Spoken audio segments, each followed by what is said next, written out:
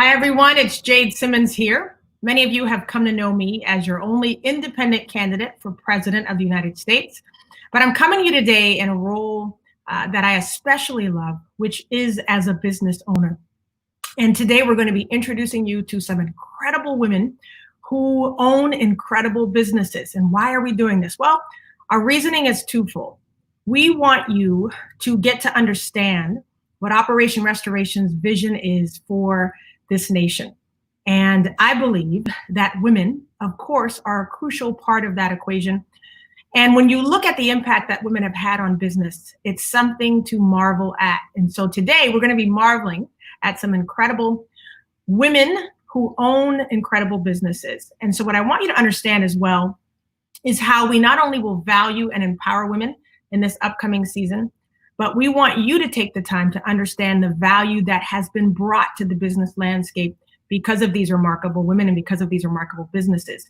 And so Operation Restoration and what would be the Simmons administration is one that would support women wholeheartedly in their business journeys. Now, you'll see future episodes where we will talk about women in corporate settings, women in the boardroom, pay equity. But today we're focusing on women who are entrepreneurs, sole proprietors. They own their businesses, and they'll give you some insights on what their journey has been like. And we hopefully will leave you with some incredible insights and tips of your own as you build and continue to build the businesses that you are building as well. Okay, we're going to get started. I want to bring all of our incredible guests up right now, and I'm going to introduce them to you.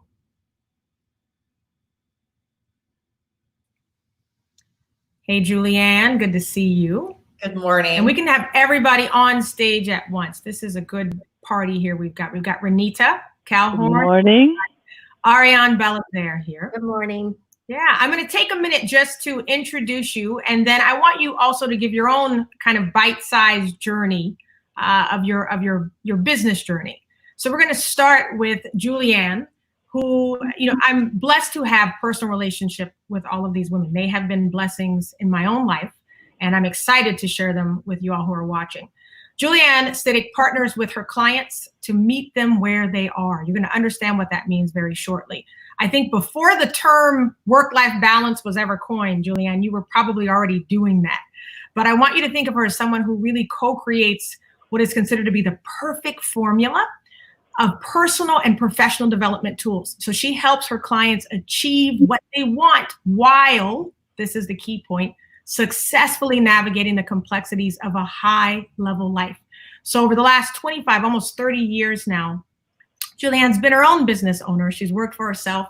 She's worked with leaders and influencers in the entrepreneurial world. She has Oscar and Golden Globe winning clients. She's worked with Lexus, Disney, Nordstrom, and her career has ranged from director of marketing and branding for a boutique commercial real estate firm to personal stylist with Nordstrom to, as I just said, over 2 decades of being her own CEO. So she's going to tell us more about that in just a minute.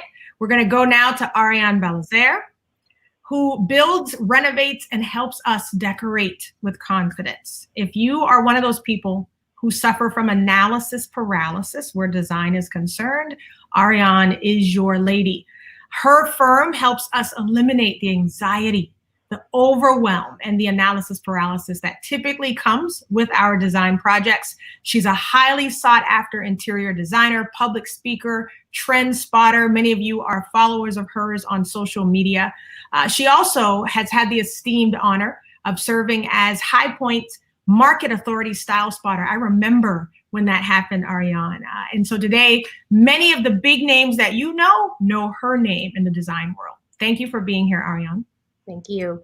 And then last but not least is Renita Cal Horn, who is passionate about human performance. She's an executive coach. She's also a friend of mine, Juilliard trained pianist. So I'm a little jealous because I didn't get into Juilliard, but it's not about me. She's also a martial arts black belt with an MBA from NC. So she works with visionary leaders and their teams in order to help them perform at the top of their game in building high impact organizations. So we're talking about someone who has worked in leadership and development in countries in the US, Asia, Fortune 500 companies such as Deutsche Bank, Pfizer, Time Warner. So these are heavy hitters I have in front of you. Thank you so much, Renita, for being here. Thank you, Jade.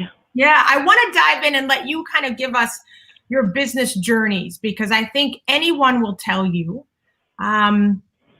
it's not a straight line. At least it hasn't been in my experience. JuliAnn, we'll go back to you. Tell us about your journey in a nutshell, where you started and how you...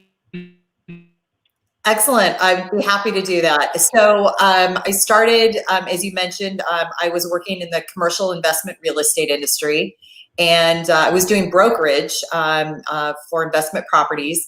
And but I was really more interested in the marketing side of it. I really enjoyed that piece. And so I ended up doing some marketing for that firm. And then I wanted a complete shift. And so I went to work for Nordstrom. And at the time, they would have like 1 or 2 personal stylists in the store. So I knew nothing about it, but they trained me. And then life circumstances jumped in, and I needed to quit that job. And I had been doing some speaking for Nordstrom, some outreach, and I was doing an event after that, after I had left the store. And a woman walked up to me and said, you know, do you work with people one-on-one? And I said, well, yes, I do. Sure. And that was how my business was born. And so, for 25 years, I did personal brand development. So really helping people tap into who they are at their best.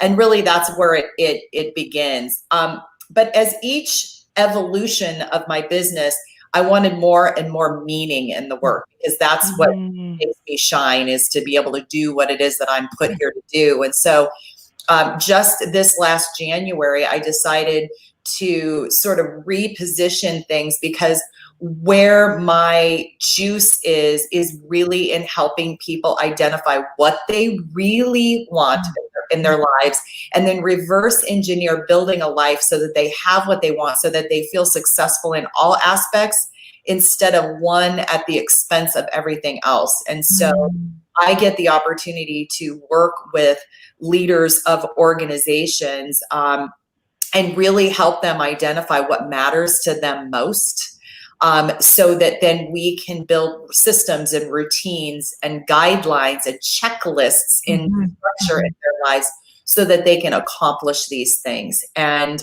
it is what I'm here to do. It is what I love doing. And to be able to see people transform and how that becomes an example to their teams, as well as their families, and the changes that happen there, is exactly why the good Lord put me on the earth.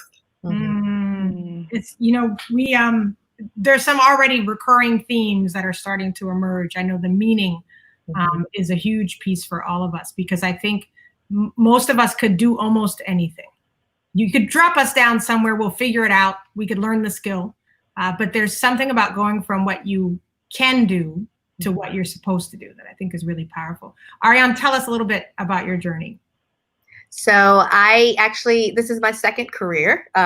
We have a very similar path, JuliAnn, and I believe probably by the time Renita comes in with her story, we'll see, like Jade said, common threads.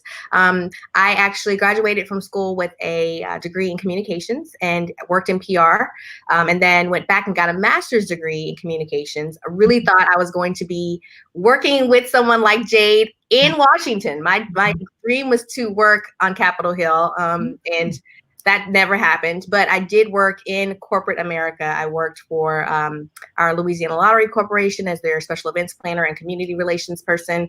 I worked with Cox, which is one of the largest telecommunications companies in the country, and did their public relations, community relations, and employee relations, and thought that that was going to be my track in life, was just using that skill of communicating with people in some corporate capacity. And then my husband's job decided to relocate us to Houston.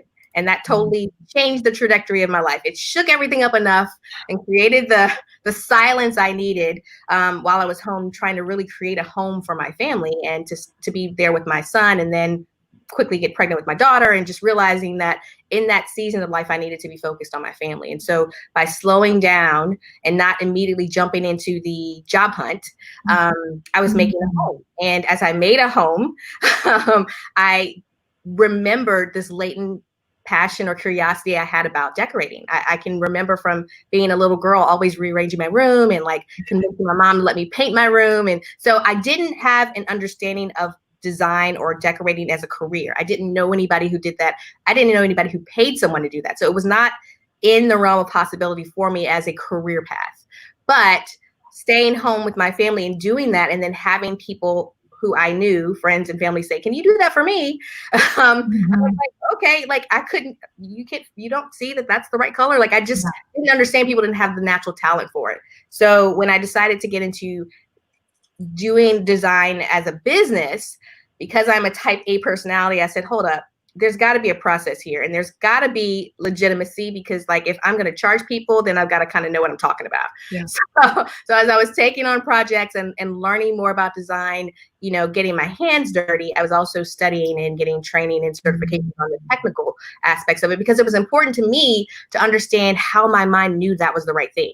Like intuitively I knew it, but I wanted to actually kind of know the science, because I wanted to be able to replicate it. I wanted to be successful every time, not just hit or miss.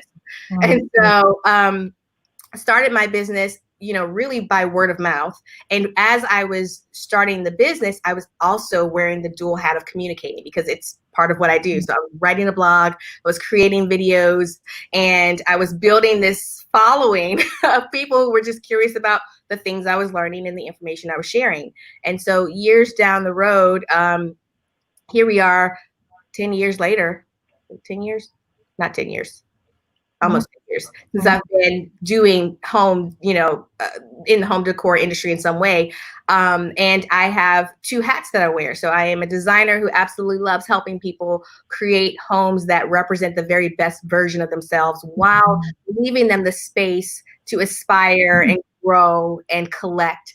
But then I also am an influencer who creates content. And those two things have always been intertwined for me. I've never really been able to shake one over the other. It seems that the more successful I am in one realm, the business comes in the other. And so I think that that's always going to be a hallmark of my brand, is not just the doing of creating spaces collaboratively with my clients, but it's also communicating and teaching and educating people on the value of design. Wow. That's really powerful. Arianne, one of the first things when you were first thinking about making this a thing, it was something you used to always say that stuck with me.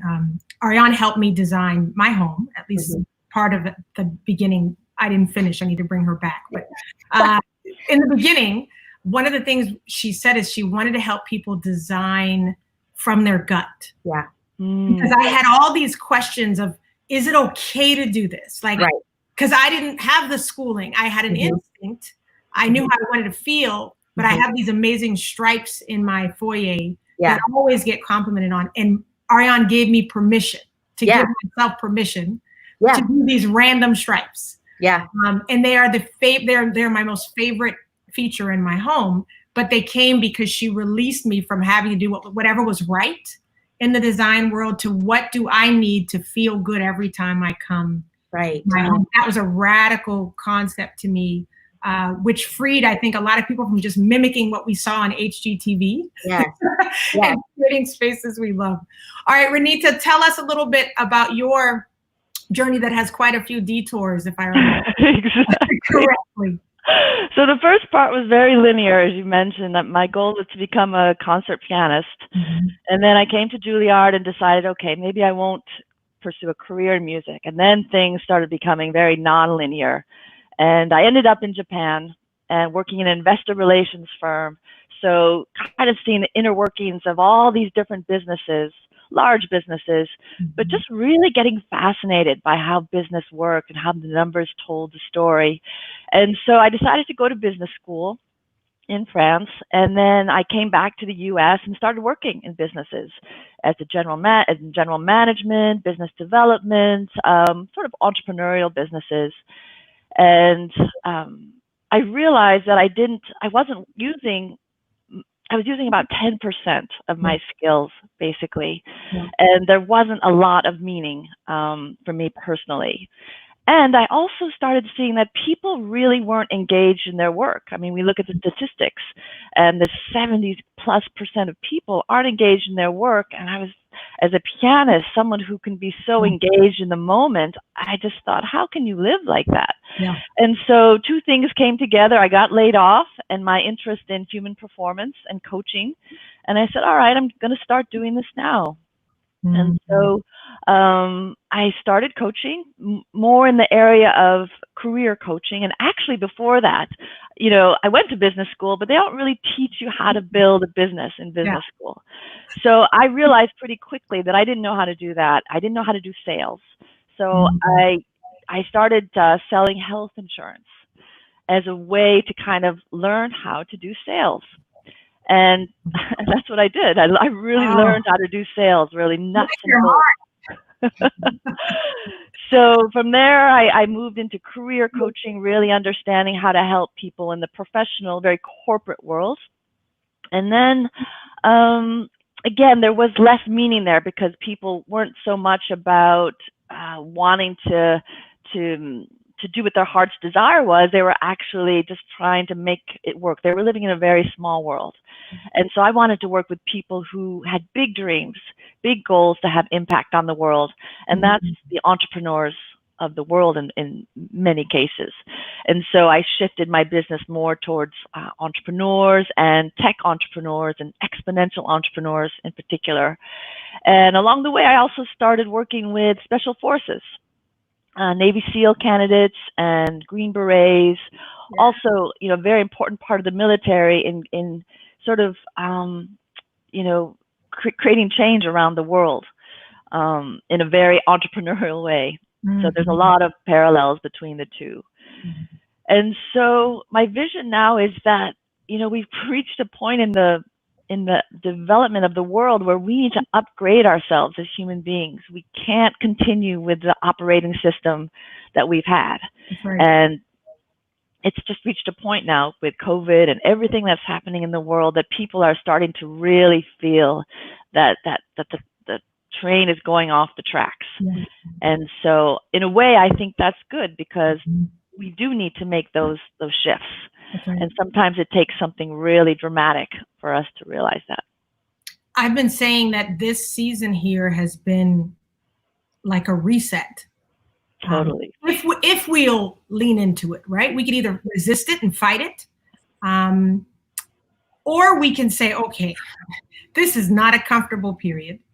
What am I supposed to learn out of this thing so that when we do come out of it, I'm not trying to hold on to old operating systems that no longer function in this season. And I think for success in business, there are two things that have to happen. I believe wholeheartedly that reinvention is supposed to be a part of life and a part of business. So what we're joking about as, you know, detours and nonlinear, I honestly think that's how we're supposed to develop.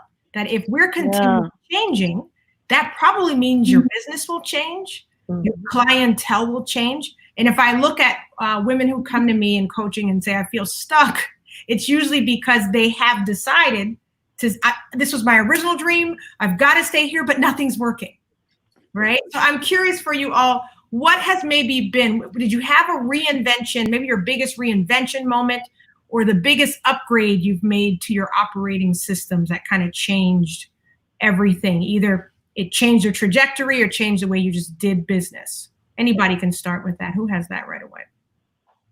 I would say, oh, go ahead. Well, you know, I'll tell you, I was like in the right place at the right time when all of this happened. And if I hadn't been, I would have been, you know, I just would have put myself in that place. Is that one of the things that I found is that for a few years now, I've been teaching a workshop called Speak Your Brand. And it's a program that I've been doing as an in-person event, help people build a framework, how to build a speaking career, how to do all of those pieces. And literally the week before we shut down here in California, I had just transitioned all of that to online. So I'm now teaching my virtual workshop, and it's needed more than ever now because this is a new way of doing business for us. Is how are we showing up virtually? It's a new way for us to be representing ourselves. And I think the other piece of the puzzle is to really be paying attention to what is happening with our customer right now. Because if we haven't done a customer avatar recently, we're working off of an old brand because needs are so different now. And so to be able to really help people dive into that piece and recognize, like, where are people hurting? Why are they laying awake at night? When they wake up in the morning and they're still sort of laying in bed, what problems are they trying to solve? We can be adjusting how it is that we're communicating to people. But I think that this idea that I think that you mentioned about, like, people put themselves in boxes and they position themselves to themselves that they're supposed to be a certain way. And now is such a beautiful opportunity because the rug's been pulled out from under us in so many different aspects of our lives, that if we have an opportunity to go, wait, do I really like what I'm doing? Am I really happy doing what I'm doing? And what a perfect time to make a pivot. Yeah. You know, and you're talking too about cues that I think we may ignore. You know, we normally can, if we look back, we can find these sort of, I knew this was about to happen. I knew I was supposed to do that. And then whatever happens, and we go, either we're blessed, JuliAnn, and go, I'm so glad I listened, or we go, I can't believe I didn't listen to that nudge. You know, Arianne, what's the nudge? What was the big shift for you in your business? I think it was, you know, especially because I'm such a type A rule follower. And I came into an industry that I felt I kind of backed my way into it, you know, not going to a 4-year, you know, program for design. I felt like, you know, the first couple of years, I really was waiting for someone to give me permission to call myself a designer, give me permission to do the work. And it was really me. And it actually, that shift for me in the design world happened when you and I were working together, because you helped me craft my bio and you were saying things in a way I was like, who is that? And you're like, that's you.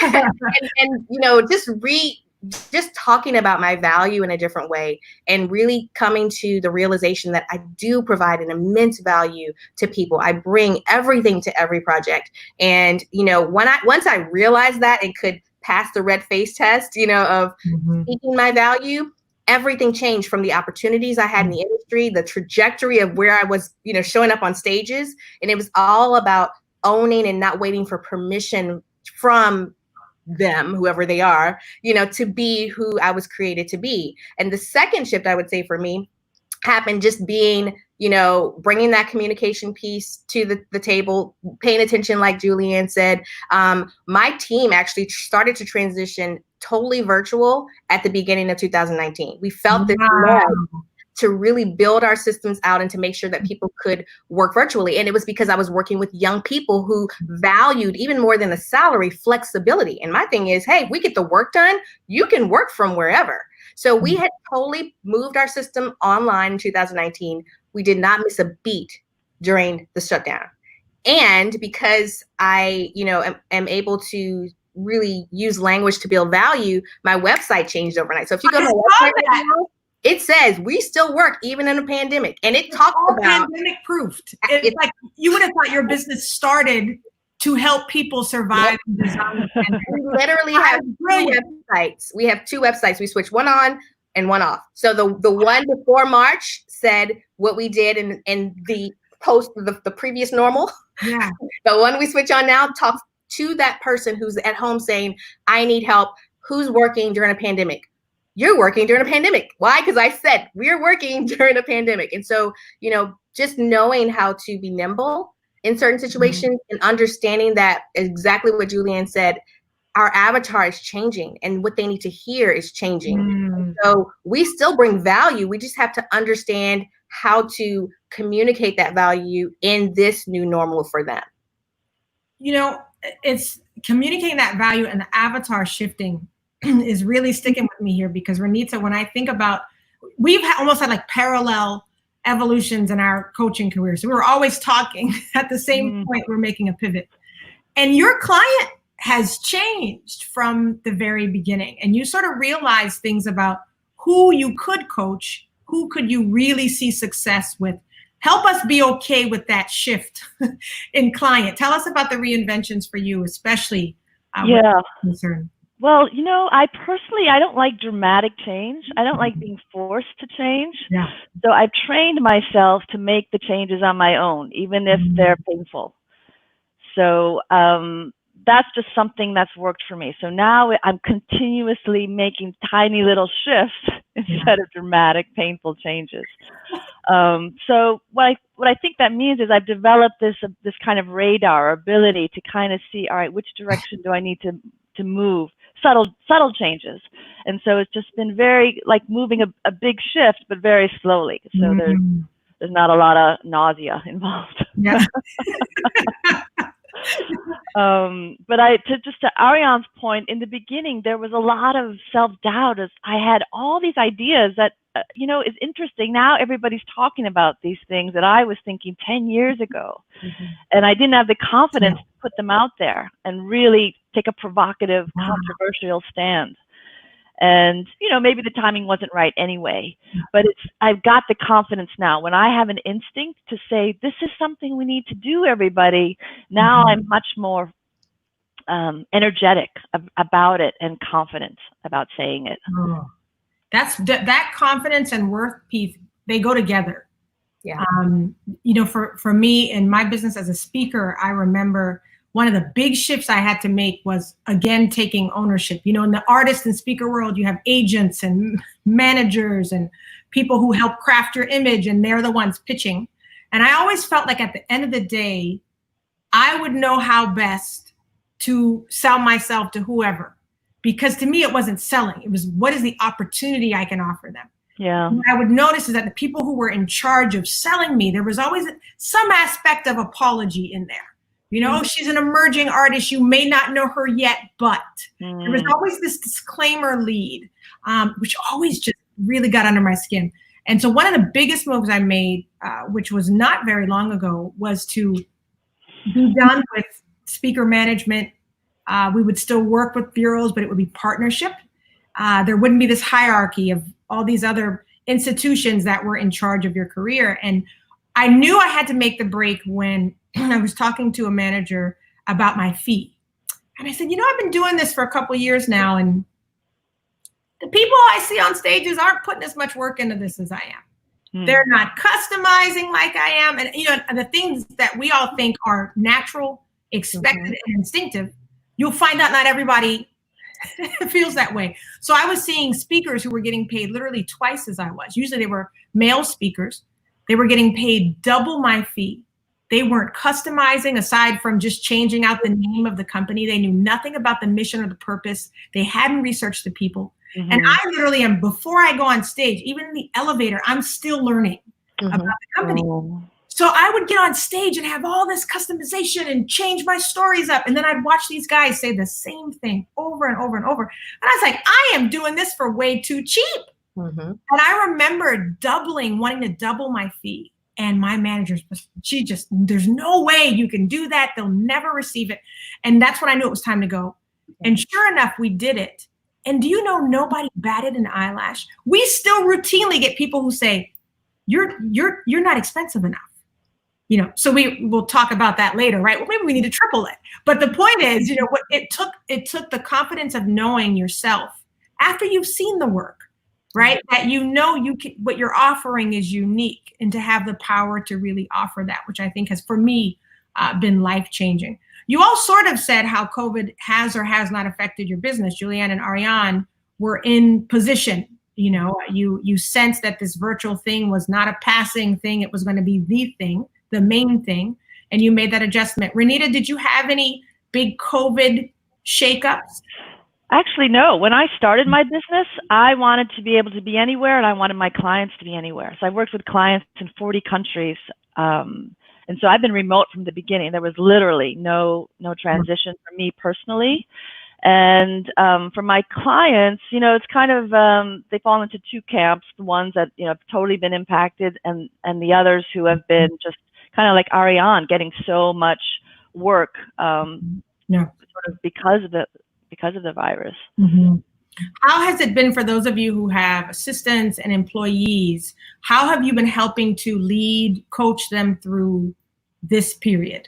Because it's sometimes when you're on the top of the spectrum there, you have the faith for it, right? Because you in some way, shape, or form have been in this situation to some degree. So you sort of have a built-in faith muscle there, but that doesn't necessarily translate to everybody else. How have you been helping the people who work with you and for you? I think now is a real opportunity for us to really exercise our leadership muscles even more. You know, I've always met with my team once a week, minimum. And the very first part of each meeting is always some sort of inspiration and straight talk, like really having conversations about like, how is this impacting you? How are you feeling today? And just maybe a little more TLC than typical, like one-on-one TLC, maybe sending text videos to them when I'm thinking about them.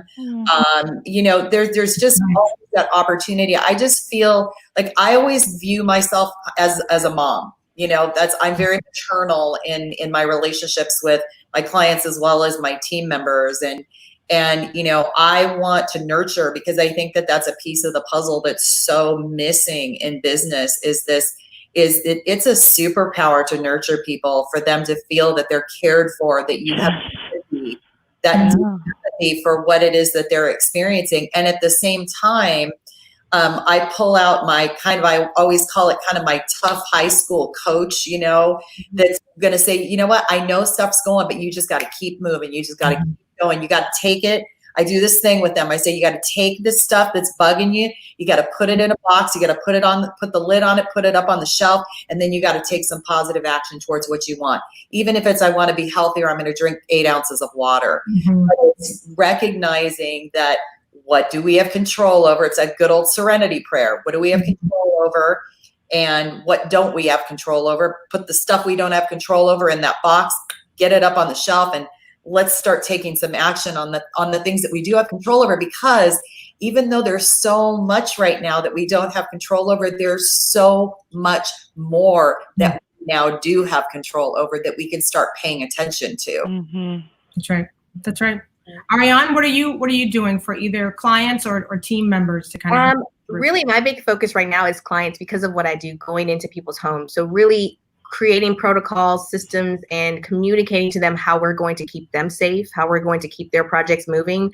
You know, talking through with, you know, everything from how we're going to approach our visit to a showroom to choose tile, to when we start a group to come in and do a walkthrough for your project, what they're going to be wearing, what we're going to be wearing, and how we're going to manage that situation to keep you and your family safe. So it's really a lot of just making sure our clients are aware of how we're trying to protect them. And then, you know, communicating to them as well that, hey, we can keep going because of technology. So we can move our meetings to Zoom. We don't have to come out to your house for some meetings. We can still get a lot of work done using technology. And I think when they see that we have been able to keep that train moving, it's the one thing in their life that does feel like, you know, the duck on the top of the floor looks like this. We know underneath it's doing this. Yeah. But, you know, in their life with so much up in the air, we have said that our responsibility is to make sure the project is going to be done to their satisfaction. And so we are looking and keeping them feeling like it's smooth sailing, and whatever we have to do on the back end to adjust and accommodate to make sure that we can deliver that for them. Sounds like you keep that away from them, right? You're able to keep that separation. Yeah. That's powerful. Renita, you said you have some people who are affected by COVID greatly, some of your clients. How have you been helping them? So I mainly help my clients in terms of managing their teams. And it's very much what JuliAnn said. You really have to help them kind of find nuance, right? Otherwise, people tend to find this all or nothing approach. Either I'm really caring and I let them do whatever they want, or I put down a hard line, and then, you know, things fall apart. Yeah. So I think this is a time where we have to be comfortable with paradox and being able to be empathetic 1 minute and then be able to say, all right, but we got to get this done. We have a deadline. And so sometimes I think it helps for my clients to have someone kind of just give them guidance on where they could be on that spectrum. Now, you know, we're going to jump into a section here on kind of generalizations and stereotypes where women and women in business are concerned. And I think it'll be fun because many of us defy those stereotypes and many of us might fit right in. We might be textbook cases. But I think for Renita and I, we tend to not fall into some of the generalizations where emotion is concerned. So we've bonded because sometimes we can't relate to the emotion. Like, suck it up, cupcake. Let's get the job done. Let's do it. We're cut from. My team is watching and going. I literally just sent them a suck it up, cupcake emoji, whereas JuliAnn sending a warm and fuzzy video. So and of course we vary ourselves. I think to match the tone and the temperament of what each team member needs. What have been your biggest challenges in whether it's been building the business, building your team, working with some of the hardest challenges to overcome, maybe facing them in your business? Arianne, you go first. Okay. My biggest challenge is I am more like JuliAnn. I wear my heart on my sleeve. I am the mama bear. I am the, I want to make sure my crew eats. I will fight for you. I will call you and say, how are you feeling? That's just me. We never eat. I have to be reminded, you guys need food? Like you ate 5 hours ago. What it's true. Like when we do an install, like one of our protocols is the schedule says someone has to call at 10 to order lunch for the team because I got to make sure my team eats. Like that's just one of the things that, and there's no right or wrong, any of us, but that's the camp I kind of tend to fall into. I also feel like I'm much harder on myself. And, where there are moments where I should be celebrating, like, I was sharing with you before, my business has exploded because of COVID, because people are home and they understand the value of having a home that supports you. And I remember one afternoon I was in the living room and I was crying and Reggie comes in, my husband, he's like, what's wrong? I was like, I just booked another client. And he's like, congratulations. I'm like, how am I gonna do it all? I just want to give it. Like I was distraught because all I could think about was how am I going to continue to deliver that expectation I have? The more I have on my plate, the more I feel like I need to show up and show up well for each and every person. And I was really struggling with how I was going to keep doing that. And because, again, this is very stereotypical, but male compartmentalist, he's like, hire another person. Yeah. You don't have to do it all. I'm like, I forgot. Yeah. I can do that. It's like the first, my default is I've got to figure it out. I've got to under promise and over deliver. And so that's one of my challenges is just understanding that it's okay to celebrate the wins and to deliver, but to make sure you're enjoying the fruits of your labor. But the other part is, again, in COVID, when there were financial incentives or supports, I'm so focused on the work that I'm like, hey, somebody else has to figure that part out. And I think that's one of my challenges. It's just feeling like or believing the lie that I can abdicate or should abdicate numbers and finances to someone else. That's not my thing. And so when we talk about how we can support women, I feel like that's an area of conversation for us as women is one, be at the table, sign the applications, get the loans. We feel like we've got to be prepared first. And our male counterparts are like, I'm going to put your hat in first. Yeah. I'm going to show up, give me the money and I'll figure it out. Yeah. And so that's where I feel like my nature of being that soft touch can help or harm me in some ways. That's good. That's good. JuliAnn. You're asking for one big challenge. Top three. So as Arianne's talking, I'm thinking, I got this challenge, this challenge. I would say that the one that has really been with team is that in the past, I used to hire for skill set. And now I hire for type of person. Yeah. And the other piece is I just brought someone on, an executive assistant from heaven.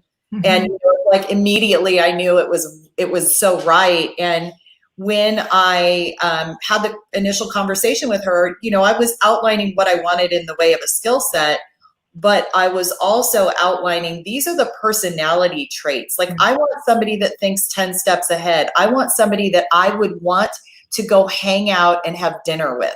And then the biggest piece of the puzzle is that, are they invested in the vision that I have for the world? Are they invested in that? Did they, and then you know, it's also things like, you know, does this person value even something as simple as health and wellness, which is huge for me. But if I'm hiring people that don't value that, there's a disconnect there. And so I think that was the big piece. And then a little adjunct to that is, you know, I've got this ego thing where I always think I can do everything. I need to do everything myself, right? I know what you're talking about. Right? I know. And so, like, to be able to go when I'm recognizing that, hey, you know what? I don't need to do this, right? Somebody else can handle this piece of the puzzle. And so then to delegate that, but to also keep enough of an eye on it to make sure that the quality is there, you know, and because that customer's experience is, I mean, that is it for me. That customer experience is key. So that's where I was like super controlled. I wanted everything to be perfect for that customer. But now what I know is that the customers that I do attract, everything is so good for them that if things aren't perfect, they don't care. They're like, yeah, whatever, we get it. We understand what it's like to be in business. So I think hiring right, being willing to delegate and not micromanage, but then keeping my eye on things so that I do know that they're being done, but I'm doing it more from a distance. That's powerful. That's good. Renita, your challenges. Well, I mean, you know what they say about being an entrepreneur, that it's the best personal development course you can take. So that's true. I think one of the core challenges for me has been feeling like I have to make things happen and that I have to work hard in order to get something. You know, it kind of comes from our practicing days where the more you practice, the better, right? More is better. And so what I'm learning now is that I don't have to make things happen. Because there are some things that there's no way that I could make happen. That's right. And so I'm learning now this balance between focusing on the things that actually starting with relaxing and getting access to what I call infinite intelligence, or, you know, the greater intelligence, my higher self, and then taking action instead of taking a lot of action and then maybe half of that action not even being productive or what I needed. So it's hard, right? Because I think as entrepreneurs, we feel like, well, I should be doing something. There's always something I could be doing. And so it's hard to feel like I not to do those things. But I do think that's a really masterful skill to learn as an entrepreneur, is to know when to take action and when to wait for guidance. However, you know, you see that greater self. And I know we've all had discussions about that, being able to, for me, I call it releasing the outcome. So even as running for president, the team has had to release the outcome of winning the White House. If that's all you think about, you will be stressed and vomiting from now until November 3rd. You know what I mean? So we had to release that and say, how do we want to show up each day as we run? So that no matter the outcome, we're proud of the race, we're proud of the journey. And one of the things that I feel that we were promised, you know, maybe, you know, this for me is a calling. This was not an ambition at all. And so as a part of that, you know, I have these conversations with God where I'm saying, okay, what's the deal here? What are we really doing? And the promise I felt like I got back was, if you just stay on message, just do the act of restoration every time you speak, then you're going to have victory every day. Wow. It's not about the win. It's about victory. Can you have victory every day? And that has freed us. So when we have states where we have to gather thousands of signatures, and in one state we didn't, and we could have felt like, oh, it's all over from here. But it was like, no, we made an impact in that state Yeah. People were healed in that state. People were heard in that state. So we still chalk it up as a win. And then the states we do get on the ballot and we win and we go, that's great too. But we're staying consistent because we released that outcome. I'm curious, as we talk about challenges, I want to switch to end by talking about support. What's the kind of support that you either wish you'd had? If you could build it in, whether it comes from community, whether it comes from government, what's the type of unique support that you feel either small business owners or women in business in particular need and would need as they build and as they scale, especially?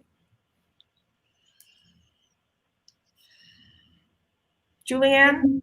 I think we're really, what it comes down to, I see the unique support as the go-giver in each woman coming out to help other women in business. Because we see those that are more, concerned about self in business, and then as business owners, and then you have the women that are like, hey, how can I connect with you? How can I support you? How can I make introductions for you? I mean, and it's so interesting because like I, as a regular practice, reach out to people and say, hey, I just want to get on the phone with you. I just want to know you. I just want to talk to you. I just want to know you. And sometimes there's this sense of mistrust that like, what's she want from me? And I try to sell something. And do we end up doing business? Yes, sometimes we do. Awesome. Isn't that great? Because it's an exchange. But I think that the more that we can really be focused on how can we support, how can we make introductions, how can we help women, how can we make referrals, how can we do that? The more that we can do that, the more we are going to build up other women in business and be an example for the younger generations that aren't maybe necessarily seeing that, but to go, you know what, sometimes it is, it's okay to put yourself out there and just do something for someone. It really is okay to do that without having an expectation for anything in return. And I was raised with that culture. It was always about service. It was always about helping other people. And I think the more that we can expand that message, that's the support that we need. I mean, you're maybe asking, like, what can we be doing? What can we be asking for from the government? I think it's bigger than that. I think it's each of us have an individual responsibility to be that example, because that's what's going to spread. That's powerful. One of the things we've been saying is we want to create a government that is able to support, but that enables people to have the power to do things independently. Because I think that's what we each really want, is to be able to do what we want, to be able to chase that dream and know that we have the support, but that we're not ever dependent on some other source to get it. And so I love this idea of community. I will say, you and I had one of those conversations where you said, I just want to talk. And we did that. And then you ended up coaching me. And then I ended up coaching you. And one of your big transitions came out of that conversation. And one of the confirmations I needed to know that now was the time to run came out of that conversation. And I was in the room when you stood up and made the very first public announcement that you were going to be running. Yeah. But I was talking about 4 years from now. So part of your conversation confirmed that now is the time. So really, we can blame this all on you. All right, I'll take it. Thank you, JuliAnn.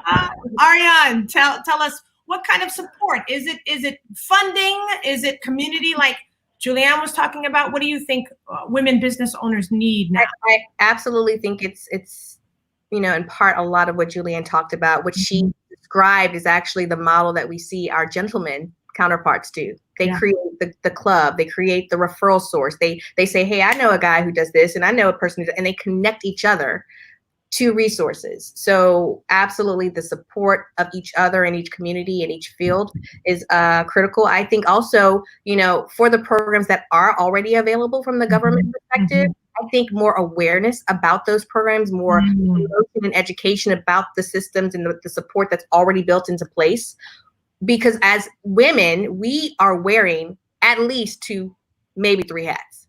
And the freedom to look at the landscape and figure out what resources we can get when we want to start to invest in our dream and our business, sometimes from a timing perspective isn't there if it's not right in front of us. Yeah. So more promotion of the programs that are there, looking through those programs with a fine-tooth comb to make sure that they're effective, having people at the table, real people at the table to say, hey, does this, you know, program that may have been written by someone 20 years ago, 10 years ago, is this still relevant for what you need today? Mm-hmm. Having real people look at the real business owners, look at those programs and how they're run. And then finally, I think it's just making sure whatever new programs we put in place really encourage equity. So we don't want to say women should be above men or minorities should be above white business owners. We want to look at policies that promote equity and to say, okay, this is actually making it harder for this group. So what we need to do is look at how we can make it an even playing field for everyone when they come to the table and want to get a resource. Yeah. You know, we talked offline a bit about that equity and what that looks like. And I think what's sometimes hard for people to understand on the surface is that if you've had so much under the surface that's caused inequity, that on top of the surface now you have to be very specific when it comes to support and funding in these things. And so we'll talk about that. I will in another session about some of the plans that we have for small business and for women business owners. But Renita, any other type of support you think we need, whether or not it's coming from an institution or an internal community? What are you thinking? Yeah, just adding on to what both JuliAnn and Arianne said, I think we're at a place where there's no shortage of information, and to some extent, there's plenty of resources. So what I think women really need is strategic advice, so that when they get the funding, for example, they know best how to use it, how to build their company, how to plan even for their exit strategy. They often, I feel, we're flying by the seat of our pants. You know, we're very resourceful. We can figure things out, but sometimes we're trying to figure things out that we don't necessarily have to. And so I think if we could create masterminds, that's a very powerful way to get strategic feedback and have sounding boards. And again, going on the spectrum of being independent and trying to be resourceful and do things yourself, and also asking for help, asking for guidance.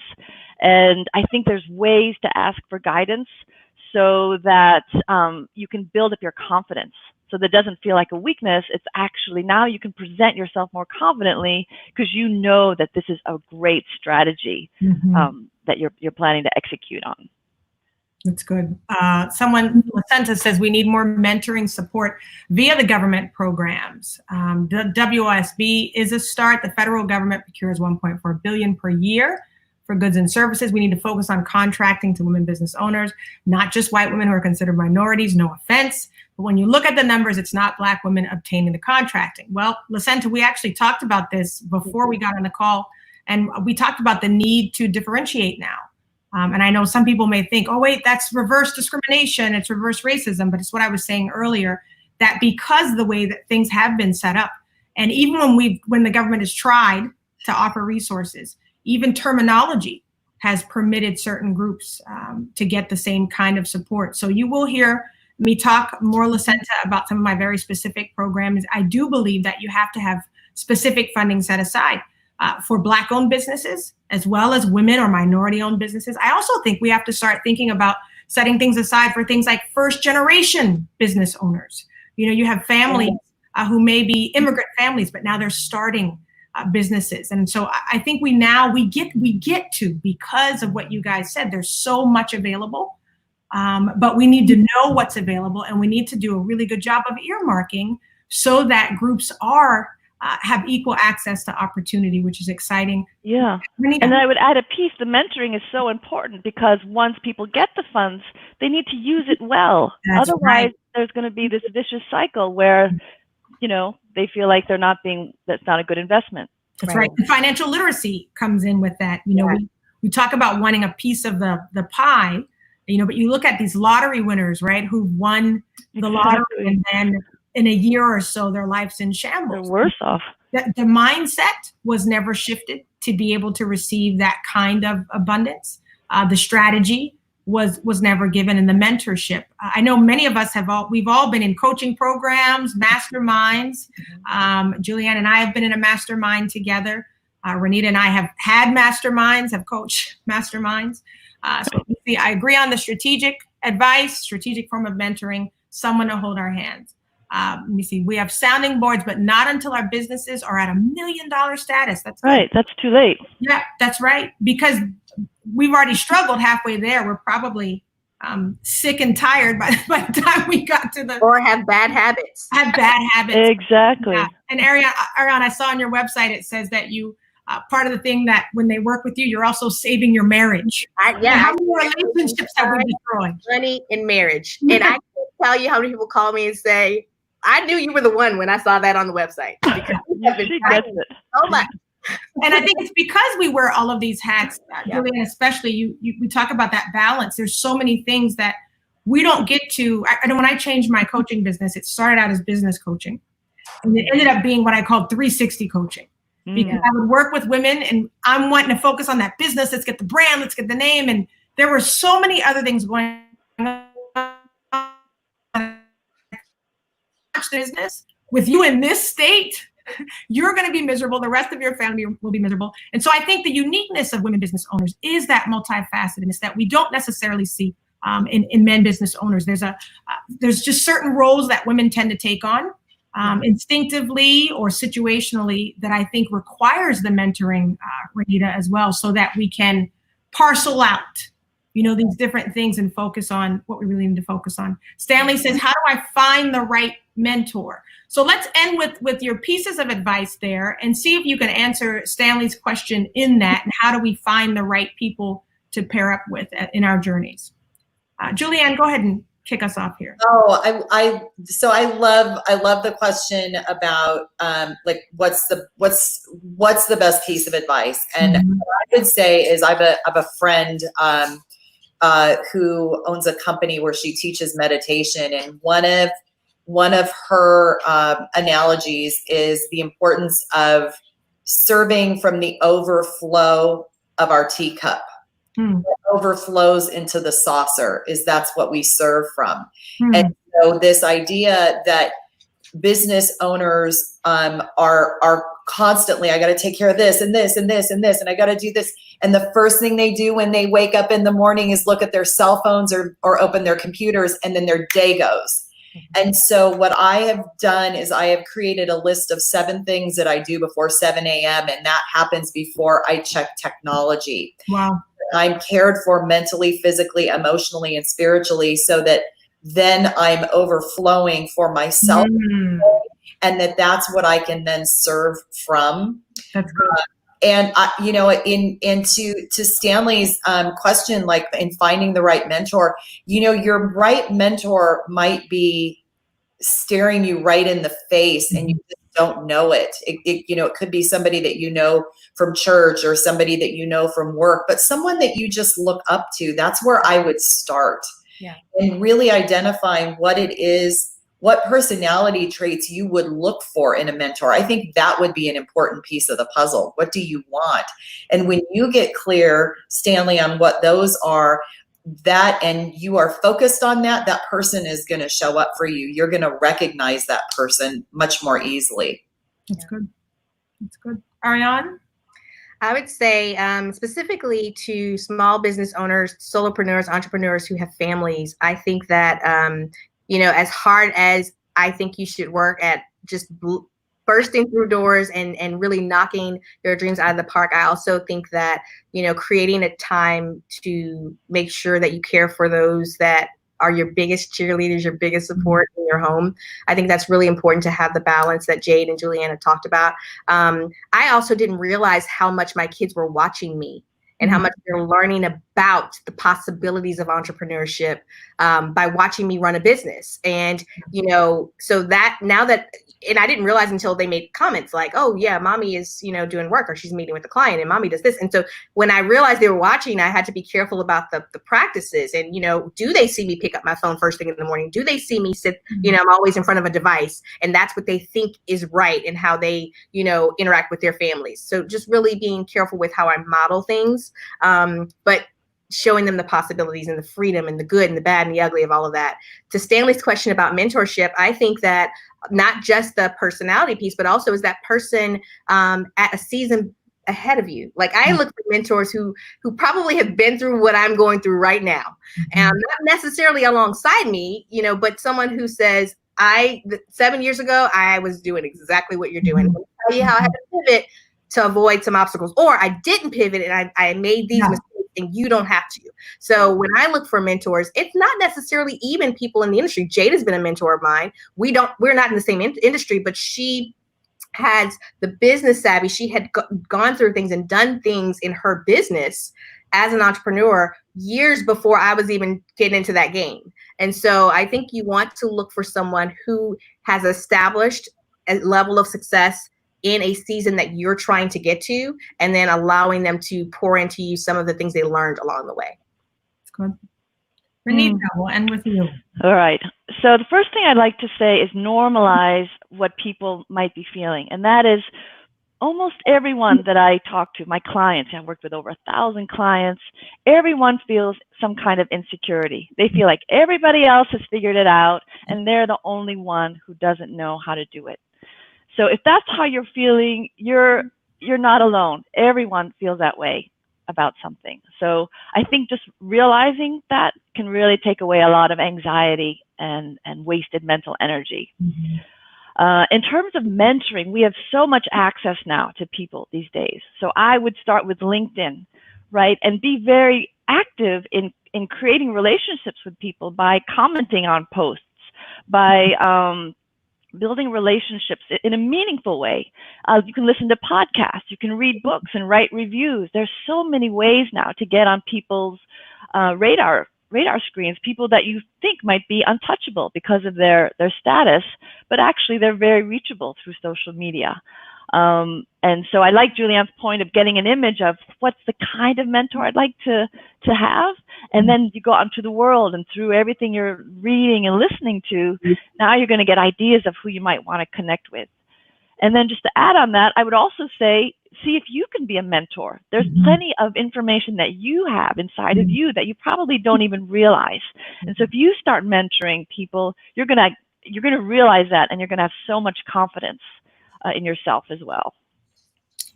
I could talk to you guys for at least 2 more hours. The comments start to come in.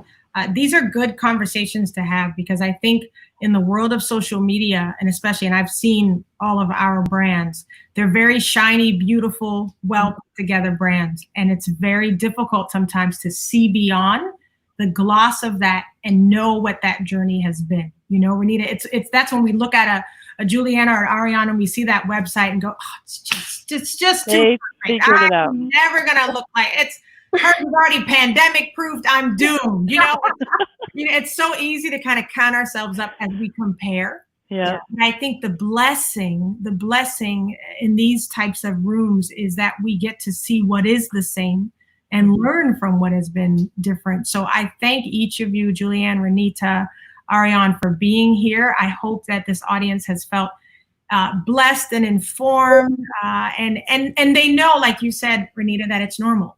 A lot of the feelings we're having is normal. And Lucenta, thank you for your comments. She was saying, listen, I didn't have that mentor on the way to $1 million. So if you haven't heard that, that's a real opportunity gap there. For those of you who are thinking about going into coaching and mentoring, that people need to be helped on that journey along that way, which I think is powerful. So thank you all so much for today. We were flashing your websites as we went through. Find these women on social media as well. I'm telling you, you will not regret it. There are podcasts you should be listening to, videos you should be watching from all 3 of them. It will change your life for the better. So stay connected. Thank you all so much for joining us. I really appreciate you all. Thank you for having me. Bye, everyone. So I hope that you all have enjoyed this today. And I also want you to allow it to be a reflection of how we plan to continue to value and empower women moving forward. We feel like the world has been blessed by the presence of all business owners who are deciding that impact is their mode of operation. And we feel that there's something special and unique about women business owners who have decided to give of themselves in the way that not only impacts themselves, their finances, their livelihood, but as you saw with the 3 women we featured today, they are all doing something that completely opens up new doors of opportunity, refreshing and revitalization for men and women the world over. So I hope that that has been powerful for you. We want you to know that as wonderful as these women were and as well as we get along, their appearance today was not an endorsement of my candidacy, but we hope that you will do your due diligence and learn more at operationrestoration2020.com and see if the way that we see the world, and maybe most importantly, the way that we see you, is the picture of the new normal that you want to elevate into. I would be honored to servant lead you into the next era. I think it is one full of opportunity if we seize the moment powerfully and do things differently. And Renita joked about change feeling like something that can make you nauseous. But I think we're in a season now where change is really an opportunity to not just feel better, but to do better and to be better. So we're excited for the future. We hope that you're excited with us. I'm right here in a hotel room in Charlotte. I'm looking forward to meeting some of you tonight for Women Rise, which is where we're talking about how to support women in business. And we thank you in advance for the support that you've given me, my candidate president of the United States. You're also going to be with us tonight if you want to stop by and sign the petition to help me be able to get on the ballot here in North Carolina. We're so thrilled at how Operation Restoration has been functioning. We hope that you have benefited from us being in this space because we feel rewarded by the opportunity of getting to serve you. Okay, thank you so much, and we'll be seeing you again next week. This has been the launch of Women for Restoration. We didn't say that at the beginning, but that's what this is. This is our attempt to unify women across all spectrums. We don't differentiate between women who are working in the household, women who are building businesses, or women who are working inside of corporate structures. We believe that it is time for opportunity for unity across the board where women are concerned, and you'll see more of that coming from us soon. So stay tuned for more on Women for Restoration, and be with us next week as well as we take really a journey into what faith-based leadership looks like, what it shouldn't look like, and what it should equal for the rest of us, even those who believe differently. Okay, thank you so much for joining us today, and we'll see you again next week, and I'll be seeing you around town. Have a good day.